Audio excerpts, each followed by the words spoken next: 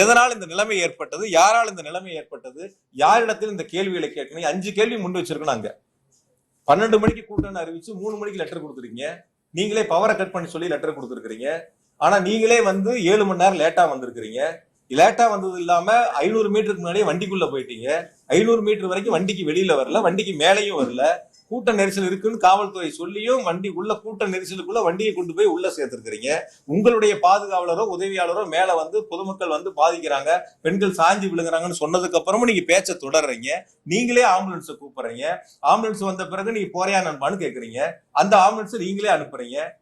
அங்க ஆம்புலன்ஸ் எங்க இருந்து வந்ததுன்னு நீங்களும் ஒரு கேள்வி கேட்கறீங்க. ஆக இது எல்லாம் யார் இடத்தில் கேட்க வேண்டிய கேள்வி, இதெல்லாம் யார் விளக்கம் சொல்ல வேண்டிய இடத்தில் இருக்கிறார். அப்ப அவங்க கிட்ட இந்த கேள்விகள் எல்லாம் முன் வச்சு அந்த அவங்கள நீங்க தொடர்பு கொண்டு இதற்கெல்லாம் உங்களுடைய விளக்கங்களை சொல்லுங்க. 7 மணி நேரம் ஏன் லேட் ஆச்சு, ஏன் நீங்க வண்டிக்குள்ள 500 மீட்டருக்கு முன்னாடி உள்ள போனீங்க, வண்டி கொண்டை நிறுத்தி 10 நிமிஷம் வரைக்கும் ஏன் மேல வரல, இதெல்லாம் அவர்களிடத்தில் கேட்டு அவர்கள் சொல்ல வேண்டிய நிவர்த்தி செய்ய வேண்டிய பொறுப்பு அவங்க இடத்துல இருக்கு.